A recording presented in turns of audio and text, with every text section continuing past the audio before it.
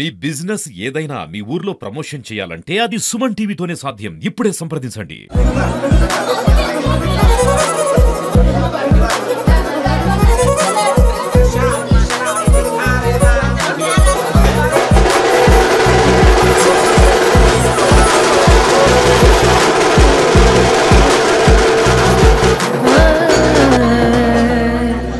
భర్త వేరే మహిళతో మాట్లాడుతానో లేక చూస్తేనో ఒప్పుకోలేని ఈ రోజుల్లో తన భర్తకు దగ్గరుండి రెండో పెళ్లి చేసింది భార్య.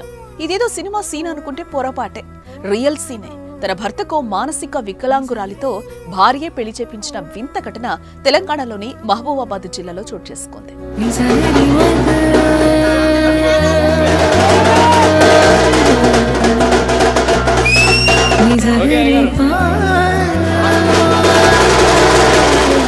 మహబూబాబాద్కు చెందిన సురేష్, సరితల దంపతులకు కొన్నేళ్ల క్రితం వివాహం జరిగింది.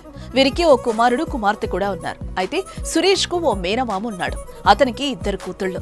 పెద్ద కూతురికి ఇప్పటికే వివాహం జరగ చిన్న కూతురు సంధ్య ఓ మానసిక వికలాంగురాలు. ఆమెకు ఇంకా వివాహం కాలేదు. ఈ క్రమంలో తమ తర్వాత ఆమె పరిస్థితి ఏంటని తల్లిదండ్రులు తల్లడిల్లిపోయారు. సంధ్య గురించి పూర్తిగా తెలిసి అర్థం చేసుకున్న వారే ఆమెను బాగా చూసుకుంటారని భావించారు. ఈ క్రమంలో సంధ్య తల్లిదండ్రులు సురేష్ దంపతుల ముందు రెండో పెళ్లి ప్రతిపాదన పెట్టారు. సరితకు కూడా సంధ్య గురించి పూర్తిగా తెలుసు. ఆమెను చెల్లెలుగానే చూస్తూ వస్తోంది.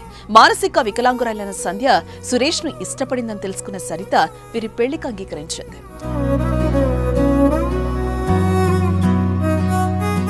ఈ క్రమంలో బంధుమిత్రుల సమక్షంలో సురేష్, సంధ్యల వివాహం దగ్గరుండి మరీ జరిపించింది. సంధ్య మానసిక వికలాంగురాలని, ఆమె బాగోగుల కోసమే ఈ పెళ్లి జరిపించామని స్పష్టం చేసింది భార్య సరిత. నా పేరు సరిత. మా ఆయనని ఇష్టపడింది. అంటే ఆమె మా ఆయన వల్ల మేనమామ బిడ్డ. అందువల్ల ఆమె వికలాంగురాలు. తనకి ఏది చేసుకోవడం చేత కాదు. నా చెల్లెలాగా చూసుకోవడం కోసం నేను చేసుకున్నాను. ఇప్పుడు మా ఆయనని ఇష్టపడింది కాబట్టి చేస్తున్నాం పెళ్లి. అయితే ఈ పెళ్లి వేడుక ప్రతి ఒక్కరిని నివ్వెరపోయేలా చేసింది. ఆ పెళ్లికి వచ్చిన అతిథులంతా మొదట ఆశ్చర్యపోయారు. ఆ తర్వాత పరిస్థితిని అర్థం చేసుకుని ఆశీర్వదించారు.